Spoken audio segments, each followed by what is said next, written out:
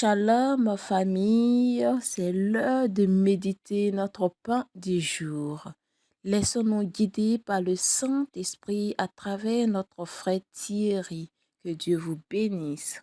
Muraya da koshete, bida oshete, kinaba oshete, muraya oshata bala kunabele koshibale kedindale hanga.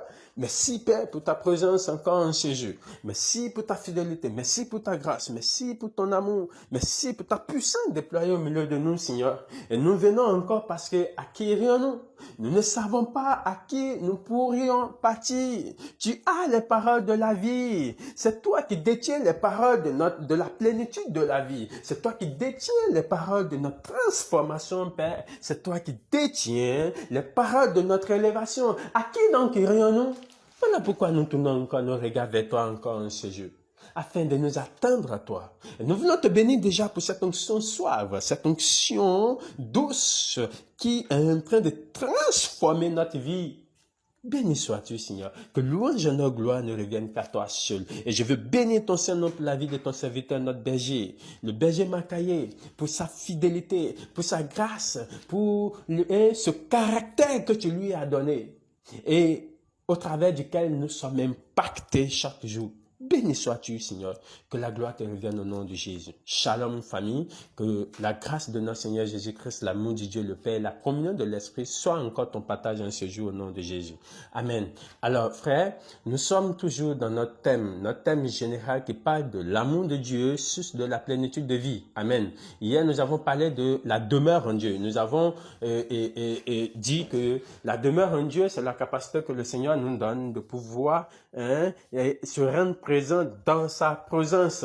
Et quand on parle de se rendre présent dans sa présence, c'est pas avoir un temps pour sortir plus tard, non, c'est le fait de demeurer, de rester dans sa présence. Et puis, comme on appelle, David pouvait dire que je désigne ces choses, c'est de demeurer dans ta maison, c'est de rester dans ta maison tous les jours de ma vie pour contempler ta magnificence. Amen. Il parle de rester dans sa maison pour pouvoir l'adorer. L'adoration fait demeurer dans sa présence. Amen. Et nous avons dit que pour aussi adorer Dieu, il faut le connaître. Et la connaissance parle de deux sens. C'est le fait de pouvoir savoir qui est ce Dieu. Et également, la connaissance, c'est le fait de demeurer dans son intimité. Amen. Donc, la connaissance a deux sens, le savoir et l'intimité. Amen. Voilà. Et nous avons vu également les moyens qui nous empêchent de pouvoir demeurer en lui. Et nous avons dit que l'un des moyens, c'est lorsque l'atmosphère est chargée. L'atmosphère est lourde. Nous n'arrivons pas à prier. Tu n'arrives pas à prier. Tu es là, tu tournes. Comme le Seigneur et ses disciples au jardin de Gethsémani. Le Seigneur qui a l'habitude de prier 12 heures de temps. Voilà qu'au jardin, il n'arrivait même pas à dépasser les 1 heure. Il va, il prie, il revient, il dit, ah, mais les gars, vous n'avez même pas pu prier avec moi 1 heure. Les disciples étaient KO. Amen. Et toi, souvent, tu adoptes la position des disciples. Tu t'endors. Quand ça ne va pas, tu dis, ah, Dieu est au contrôle.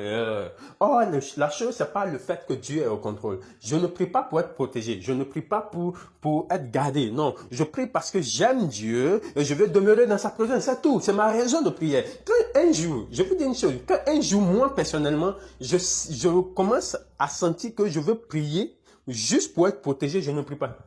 J'aime pas prier pour être protégé. Non, non, non. Quand je sens qu'il y a quelque chose et puis c'est pour ça que je veux prier pour que je sois protégé, j'abandonne la prière. Et je reviens bien, je dis, Seigneur, donne-moi de pouvoir demeurer en toi. C'est la seule chose, amen. Tu n'as aucune force, ce n'est ni par ta force, ni par ta puissance, c'est par son esprit. Ce n'est pas ta force que tu es protégé, non. C'est par sa présence. C'est sa présence qui te protège, au fait. Amen.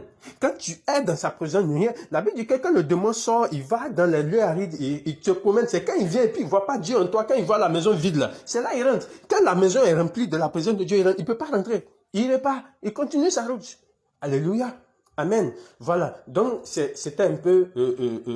nous avons également, je trouve qu'il y a un autre moyen, ok? Il y a un autre moyen qui nous empêche de demeurer dans sa présence. Et ce moyen, c'est le péché. Amen. C'est le péché. La Bible dit tous sont péchés, sont privés de la gloire de Dieu. Amen. La Bible dit que celui qui se livre au péché devient esclave du péché. Or, l'esclave ne demeure pas dans la maison. Jean 8 à partir du verset 34, par là, je crois bien.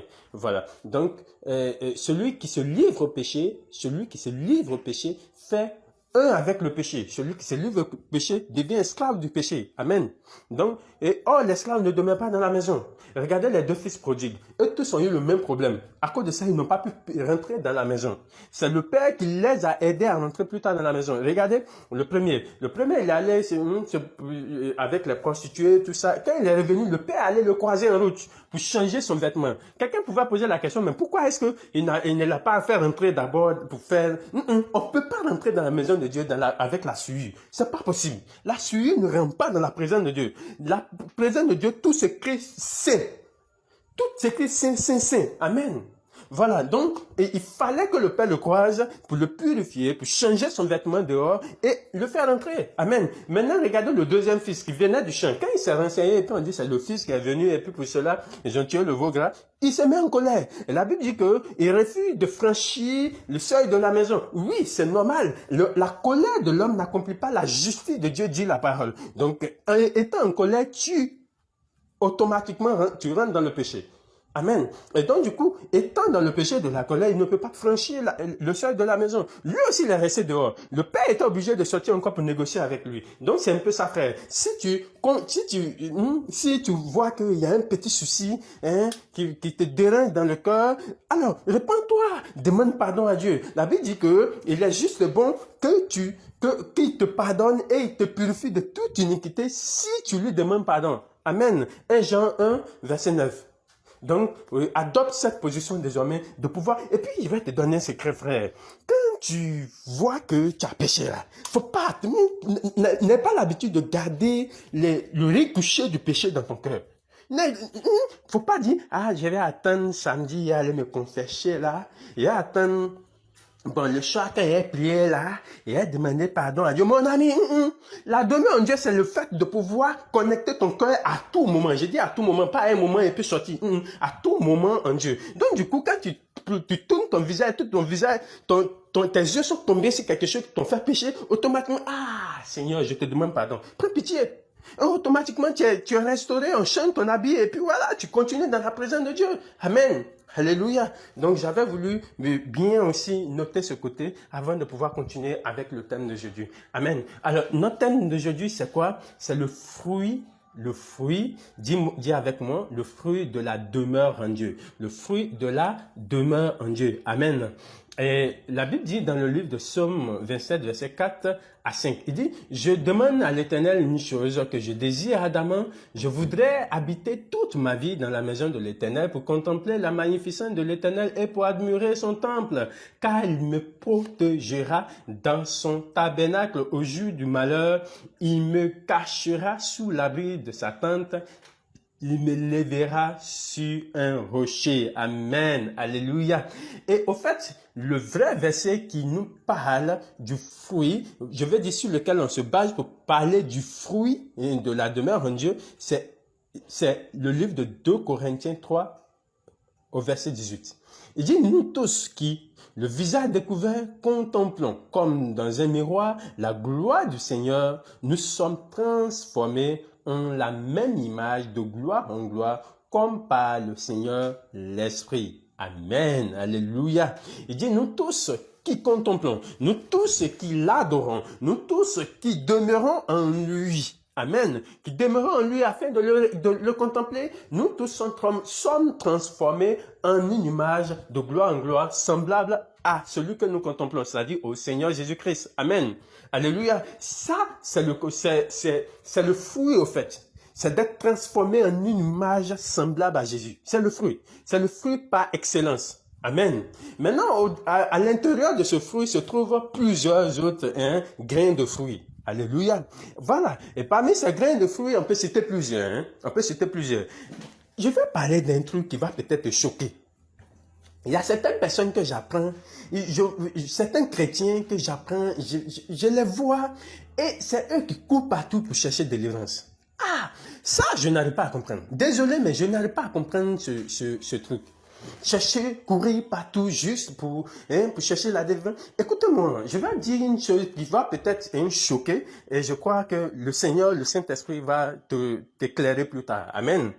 Une délivrance, une fois nous sommes rentrés dans le Seigneur Jésus-Christ, nous avons acquis la première délivrance de notre vie. La Bible dit qu'il nous a délivrés de la puissance des ténèbres et nous a transportés dans le royaume du Fils de son amour. Première délivrance. Amen. Maintenant, bon, quand tu tournes ton regard et puis tu commences à promener ton regard dans les trucs bizarres, tu peux être infecté, un démon peut rentrer. Amen. Maintenant, quand le démon rentre là, quand on l'a chassé, il s'en va. Quand un démon est chassé au nom de Jésus, il s'en va.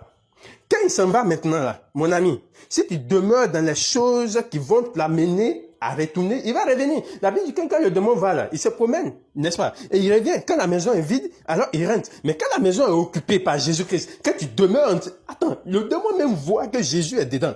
Le démon voit que la maison n'est pas vide. La Bible a précisé que c'est lorsque la maison est vide, on est bien arrangé, qu'il rentre. Il s'en chercher encore 7 plus dangereux et puis il rentre. Mais quand la maison n'est pas vide, la maison est remplie par le Saint-Esprit, la maison est remplie par la présence de Dieu, il va rentrer où? Amen. Le grand secret de la vraie délivrance se trouve dans le Seigneur. Dans le Seigneur, dans la demeure en Dieu. Quand ton cœur est constamment connecté au Seigneur, aucun démon ne peut demeurer en toi. La vraie, quand on parle de possession, ça t'a dit le démon demeure en toi. On ne parle pas des influences de démons. On ne parle pas des démons qui est dehors et puis t'influence. C'est pas ça. Et puis, souvent on voit la délivrance comme si le diable ne peut plus jamais nous attaquer, peut plus jamais. Non, frère, regarde. Le Seigneur Jésus-Christ lui-même qui est Jésus, il a dit, le prince du monde vient, mais moi en Jésus, il n'a rien. Malgré ça, est-ce que le démon ne s'est pas approché de lui? Est-ce que le diable ne l'a pas tenté? Est-ce que le diable ne s'est pas approché de lui? Si! Cela ne veut pas dire que tu n'auras plus jamais une attaque du diable, une influence du diable, mais tu seras toujours victorieux. Amen. Donc, n'attends pas que tu n'aies plus jamais ça pour dire que non, c'est fini, donc, moi c'est fini, c'est géré quoi. Non. Amen. Donc, l'un des fruits de la demeure en Dieu également, c'est la délivrance, la protection assurée. Amen. La protection assurée. Regardez ce que nous dit la Bible. La Bible dit dans le livre de Psaume 91, verset 1. Il dit, celui qui demeure sous l'abri du Très-Haut repose à l'ombre du Tout-Puissant. Ah! Regardez ce joli fruit, frère. Il dit celui qui demeure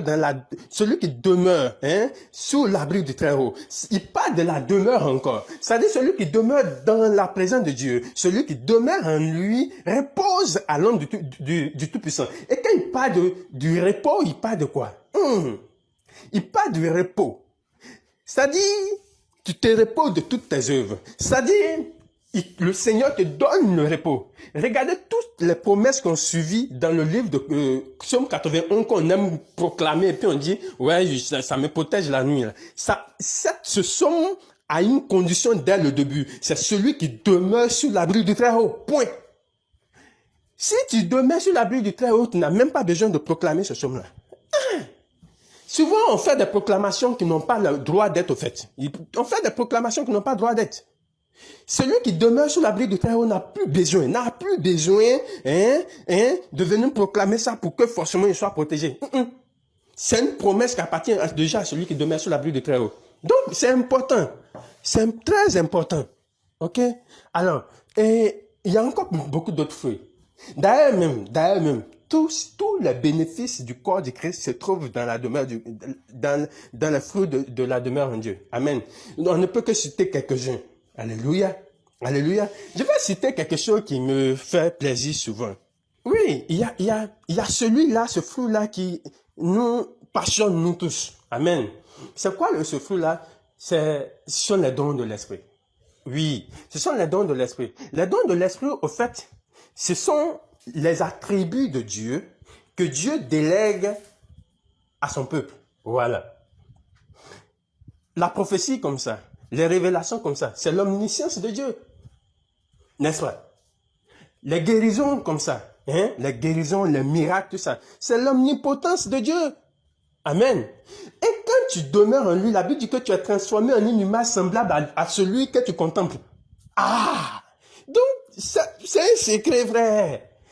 Tu veux des révélations. Écoute, dans la présence de Dieu, là où Dieu est là, c'est là-bas on traite hein, on traite l'avancement du monde, hein, le service secret du monde, hein, le contrôle du monde se trouve là où Dieu est. Voilà.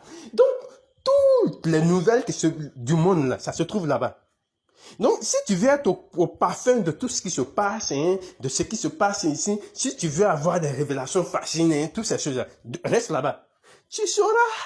Tu sors de là et puis tu dis, bon, il y a telle chose qui va se passer dans tel endroit, Seigneur, je prie que Et puis on dit, le gars là, il a toujours des révélations. Et puis c'est précis comme ça, frère. C'est le fruit de la demeure en Dieu. Voilà. Il est encore l'heure. Donc, je bénis le nom du Seigneur pour ta vie, pour sa grâce dans ta vie, et je prie que les fruits parce qu'il t'accorde la grâce de demeurer en lui, que les fruits de la demeure en Dieu soient ton partage encore en ce jour, au nom de Jésus-Christ de Nazareth.